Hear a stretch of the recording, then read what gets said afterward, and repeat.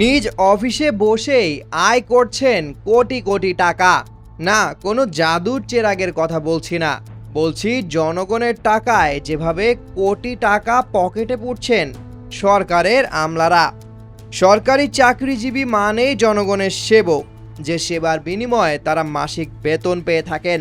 কিন্তু বাস্তব চিত্রটি ভিন্ন। নির্ধারিত অফিস সময়ে নিজেদের রুটিন কাজ করেই হাজার কোটি টাকা পকেটে ঢোকাচ্ছেন এই আমলারা। কিন্তু কিভাবে? এই জাদুর নাম সম্মানী বা পারিতোষিক, সভা, সেমিনার, প্রশিক্ষণ কিংবা ভার্চুয়াল বৈঠকের নামে এসব সম্মানী আদায় করা হচ্ছে, যার পুরোটাই জনগণের করের ঘাম ঝরানো টাকা। উন্নত প্রযুক্তি এবং অভিজ্ঞ চিকিৎসক দলের নিরলস প্রচেষ্টায় আমরা আছি আপনার পাশে। ডেল্টা হাসপাতাল। সংবাদ মাধ্যম আগামী সময়ের এক প্রতিবেদন বলছে, সম্প্রতি মন্ত্রিপরিষদ বিভাগের সঙ্গে মাঠ প্রশাসনের অনলাইন কর্মশালায় অংশ নিয়ে শীর্ষ কর্মকর্তারা মোটা অঙ্কের টাকা সম্মানী হিসেবে গ্রহণ করেছেন।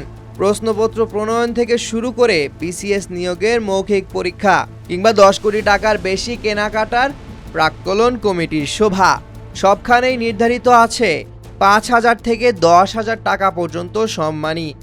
অর্থ বিভাগের তথ্য মতে 2016 থেকে শুরু করে 2024 সাল পর্যন্ত শুধু প্রশিক্ষণের নামে প্রায় 19,338 কোটি টাকা ব্যয় হয়েছে।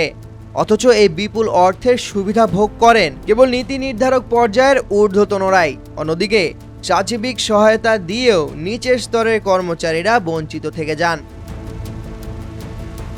সবচেয়ে ভয়ঙ্কর বিষয় হলো, অনেক সময় কোনো সভা বা কর্মশালা না করেই ভুয়া নথির মাধ্যমে টাকা আত্মসাতের ঘটনাও ঘটেছে। উদাহরণস্বরূপ 2020 সালের করোনা লকডাউনের সময় বিআরডিবির শীর্ষ কর্মকর্তারা বন্ধ কার্যালয়ে ভুয়া কর্মশালা ও খাবারের বিল দেখিয়ে প্রায় 36 লক্ষ টাকা আত্মসাৎ করেছিলেন, যা পরে অডিট প্রতিবেদনে ধরা পড়ে। বর্তমান প্রধানমন্ত্রী তারেক রহমান যখন রাষ্ট্রীয় পর্যায়ে কৃচ্ছ সাধনের কড়া নির্দেশ দিয়েছেন, নিজের প্রোটোকল কমিয়েছেন এবং প্রশিক্ষণ বা সেমিনার ব্যয় 20 থেকে 50% পর্যন্ত কমানোর পরিপত্র জারি করেছেন, তখন আমলাদের এই আইন সিদ্ধ লুটপাট কতটা যৌক্তিক?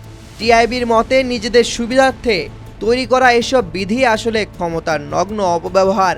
গরিব দেশের কাঁধে এই হাজার কোটি টাকার অহেতুক বোঝা আর কতদিন টানতে হবে, সেটাই এখন প্রশাসনের কাছে সবচেয়ে বড় প্রশ্ন।